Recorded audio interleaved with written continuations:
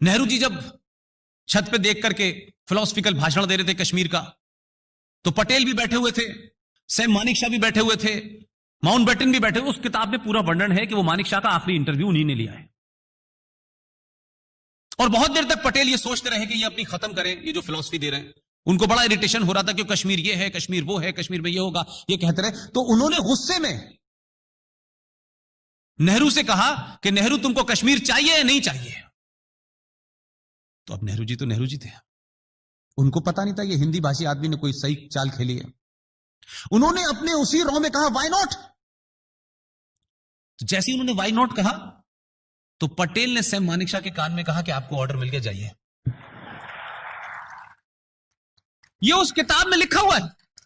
और फिर पटेल साहब ने इससे पूछा कि आपने हिंदी में क्यों? बोले मैं जानता था कि अंग्रेजी में कहता तो लॉर्ड माउंटबेटन रोक लेता उसको। अब मैं ये इसलिए दे रहा हूं कि उस वक्त भी जो राष्ट्रवादी ताकतें थी वो उनके हाथ कितने दबे हुए थे, कैसी कैसी ट्रिक कर करके उन्होंने इस देश को बचाया है। लेकिन मुझे इस बात की खुशी है कि उसी राज के दो लोग आजकल, उन्होंने भी बड़ी समझदारी का काम किया है। उन्होंने कहा कि आर्टिकल 35 पे 370 तो हट गया। उनको यह समझ आया कि यह तो बंगाल में भी नहीं है, बंगाल में भी आर्टिकल 370 35 तो है नहीं, लेकिन उसके बाद भी बंगाल में क्या हो रहा है। तब उनको यह समझ आया कि अगर कश्मीर में 70 साल से जो जिहाद की फैक्ट्री चल रही थी, जिस आतंकवाद को कॉन्स्टिट्यूशनल रूप में मजबूत किया गया था, उन्होंने कहा इसको अगर तोड़ना है तो बेहतरीन काम यह किया कि उन्होंने जम्मू कश्मीर को यूएन टेरिटरी घोषित कर दिया। और राजनीति का एक ह्यूमर मैं कह रहा हूं, राजनीति भी किस तरीके की होती है। एक शख्स दिल्ली में जीत के आया है, वो बेचारा सुबह से लेकर शाम तक एक ही बात कहता है, ये काम नहीं करने दे रहे मुझे, ये मुझे नहीं करने दे रहे, कभी मुझे ऐसा करते हैं कभी ऐसा करते हैं, और मैं काम करना चाहता हूं काम ही नहीं करने दे रहे। कभी कभी इंसान का गुस्सा जो है और कभी कभी इंसान की परेशानी जो है उसको बदला लेने पे मजबूर कर देती है। वो बेचारा इनसे बदला नहीं ले सकता था। जब पार्लियामेंट के अंदर बिल आया 370 और 35 को खत्म करने के लिए, इस शख्स ने कहा जो मेरा हाल किया है वही तुम महबूबा का करो, और सरकार के साथ वोट दे दिया उसने। अब स्थिति यह है कि उसको कितनी सैटिस्फाइड प्लेजर है कि मेरे जैसा एक और कोई हो गया। लिहाजा जम्मू कश्मीर में जब वहां केंद्र शासित प्रदेश होगा और वहां की लेजिस्लेशन होगी, यानी दिल्ली का रेप्लिका होगा, तो दिल्ली में जैसे सारी जमीन और सारी पुलिस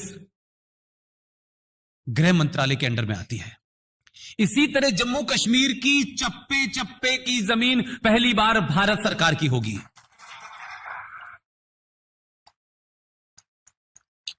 इसी यूनियन टेरिटरी के कारण जिस पुलिस में एंटी इंडिया लोगों को रिक्रूट किया जाता था, आतंकवादियों को छोड़ने, उनको शेडो देकर के निकालने वाली पुलिस थी, वो पुलिस भी गृह मंत्रालय के अंदर आएगी।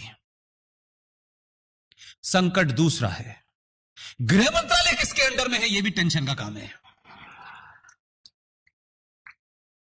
लिहाजा जम्मू कश्मीर को यह कतई मत कहिएगा आप कि हमारा अभिन्न अंग है, क्योंकि कभी मैंने आपके मुंह से नहीं सुना कि बिहार भारत का अभिन्न अंग है। आपको अगर कहना है तो मैंने कहा देखिए कुछ चीजें अपनी तरफ से कहनी नहीं है, आपको सिर्फ इतनी बात कहनी है। 24 फरवरी 1994 को भारत की पार्लियामेंट के अंदर कांग्रेस की सरकार थी, कांग्रेस के प्रधानमंत्री थे पीवी नरसिम्हा राव, एक प्रस्ताव पारित हुआ। सिर्फ उस प्रस्ताव का हवाला देंगे तो लोग कहेंगे आप किसी इस पार्टी उस पार्टी के नहीं है, आप देश के लोग हैं, सच बात बता रहे हैं, बाकी जिसको जो करना है करे। 24 फरवरी 1994 को एक प्रस्ताव पारित हुआ भारत की संसद में और सर्वसम्मति से हुआ। उस प्रस्ताव में नरसिम्हा राव ने सिर्फ इतना ही कहा कि भारत और पाकिस्तान के बीच में कश्मीर एक समस्या है। अब नरसिम्हा राव भी बड़े खिलाड़ी थे, क्योंकि वो कहते थे अटल जी मेरे गुरु हैं। तो आप सोचिए कि नरसिम्हा राव ने प्रस्ताव में यह लाइन पेश की, अटल जी तो काफी लंबा पॉज लेते थे, उन्होंने सिर्फ अपना मुंह बंद किया तो जितने खड़े हुए थे ना, उन सबको लगा नरसिम्हा राव ने तो हमारे दिल की बात कह दी। तो मुस्लिम लीग के लोगों ने भी ताली बजाई।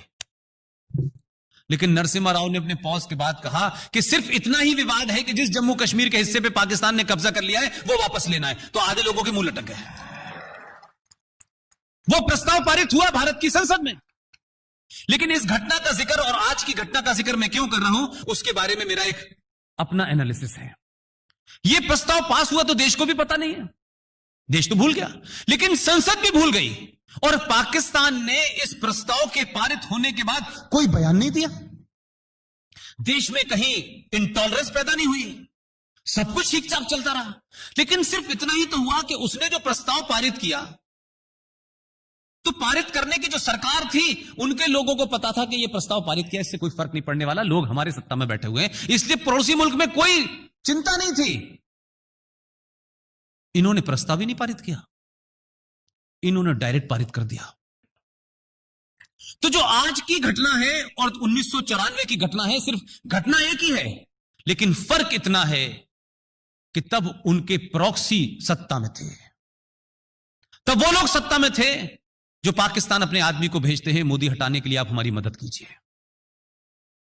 जो पाकिस्तान के यहां हिंदुस्तान के अंदर 500 से ज्यादा पाकिस्तान बन चुके हैं, जिनकी जड़ें बहुत गहरी हैं, उन लोगों को तब तकलीफ नहीं थी, उनको आज तकलीफ हो रही है, क्योंकि सत्ता में जो बैठा हुआ है वो जो कह रहा है वही कर रहा है। लिहाजा जब इस डिबेट को आगे बढ़ाया गया और उन्होंने कहा कि क्या हम पाकिस्तान ऑक्युपाइड कश्मीर को भी हम लेंगे क्योंकि वो भी हमारा हिस्सा है, तो खलबली इसलिए है कि यह प्रस्ताव अगर पारित करें ये भी कर सकता है।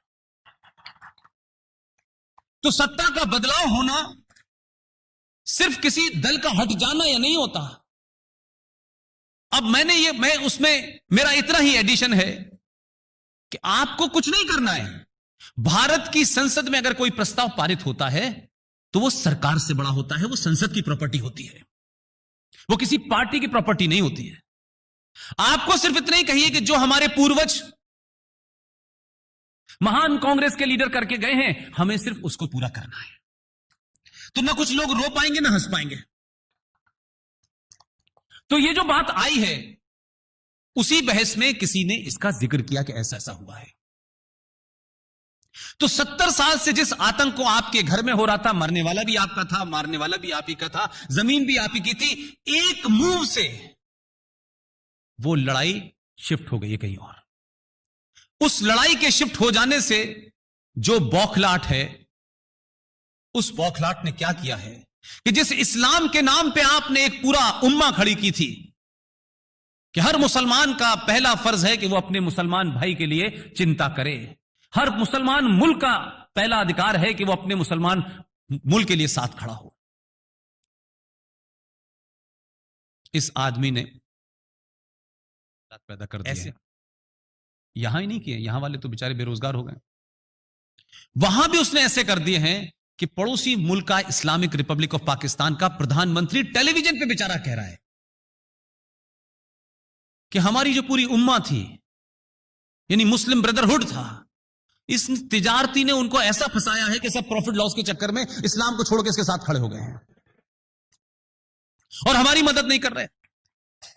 ये चिंता उसमें सताई जा रही है बेचारे को। और तो और जो आदमी मुसलमानों का कातिल बताया जा रहा था, जो एंटी मुसलमान बताया जा रहा था, जिसको वीजा देने के लिए कुछ लोग मने करने गए थे कि इसको वीजा मत देना, वो आदमी पीछे पीछे उनका राष्ट्रपति पिज्जा लेके भाग रहा है। तो जब आप ताकत से किसी चीज को पब्लिक के सामने रखते हैं, दुनिया के सामने रखते हैं, और ताकत कभी भी ऐसा नहीं होता कि बंदूक में ही होती है, ताकत आपके शब्दों में भी होती है। ताकत आप किस बात को सोचते हैं, कैसे करते हैं। बिना एक गोली चलाए 70 साल से इस्लामिक जिहाद को कश्मीर में समाप्त कर दिया। कोई कहेगा हम बड़ा गुणगान गाते हैं, 2 अक्टूबर है,